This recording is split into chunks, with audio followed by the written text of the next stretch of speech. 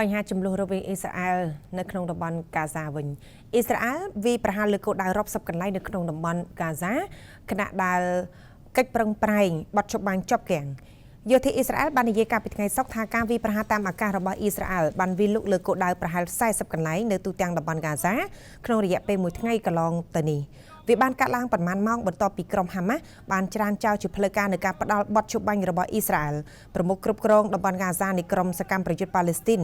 លោក Khalid al-Hayya បាននិយាយថាកិច្ចព្រមព្រៀងនេះមិនស្របតាមការទាមទាររបស់ខ្លួននៅក្នុងការឯកភាពបញ្ចប់សង្គ្រាមទាំងស្រុងនោះទេលោកនេតានយេហ៊ូនិងរដ្ឋាភិបាលរបស់លោកប្រើប្រាស់កិច្ចព្រមព្រៀងដោយផ្នែកជារបាំងការពាររបៀបវរៈនយោបាយរបស់ខ្លួនដែលផ្អែកសំខាន់ទៅលើការបន្តសង្គ្រាមនៃការសម្លាប់រង្គាលនិងបង្អត់អាហារធ្វើឲ្យមនុស្សស្លាប់បើទោះបីជាតម្លៃនោះកំពុងលះបង់ចំណាប់ធ្នូរបស់លោកទាំងអស់ក៏ដោយគណៈយើងនឹងពុំមែនជាផ្នែកមួយនៃការអនុម័តគោលនយោបាយនេះទេ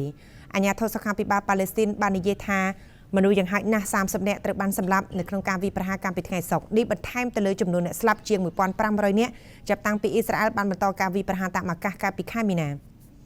ដ្ឋមន្ត្រីការពិជាតិលោកអ៊ីស្រាអែលខាត់បាននិយាយនៅក្នុងសប្តាហ៍នេះថាកងទ័ពអ៊ីស្រាអែលនឹងនៅតែស្ថិតនៅក្នុងតំបន់ទ្រនាប់ដែលពួកគេបានបង្កើតឡើងនៅក្នុងតំបន់កាហ្សាបើទោះបីជាបន្ទាប់ពីការបញ្ចប់សង្គ្រាមណាមួយក៏ដោយ